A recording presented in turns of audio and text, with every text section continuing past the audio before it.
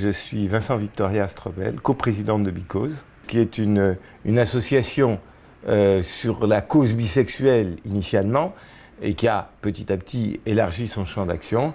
Les bisexuels, les pansexuels sont des personnes comme les autres. Arrêtons les stigmatisations parce que stéréotypes, stigmatisation, rejet.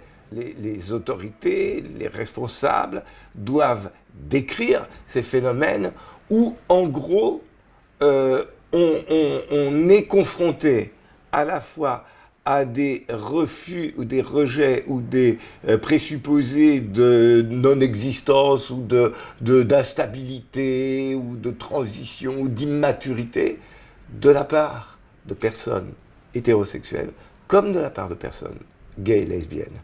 Je me suis donc retrouvée à la rue avec un joli message de « à toi de choisir le bon camp ». L'absence de reconnaissance institutionnelle et sociale fait que, justement, on a un peu trop tendance à se taire, à ne pas mettre en avant cette spécificité.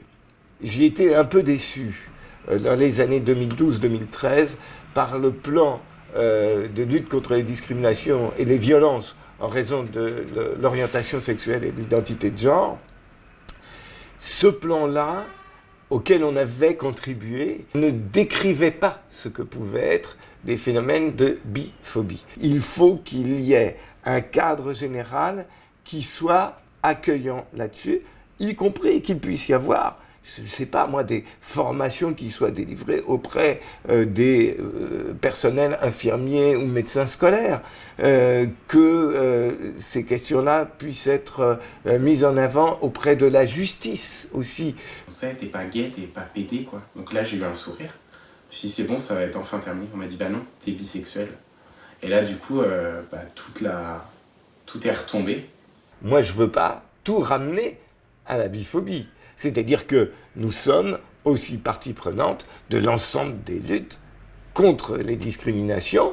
LGBT, c'est en particulier, mais pas seulement, autour du 17 mai, journée Idaho. Because soutient le projet Coming Alive, justement parce que ça procède de ce combat général, à la fois de visibilité.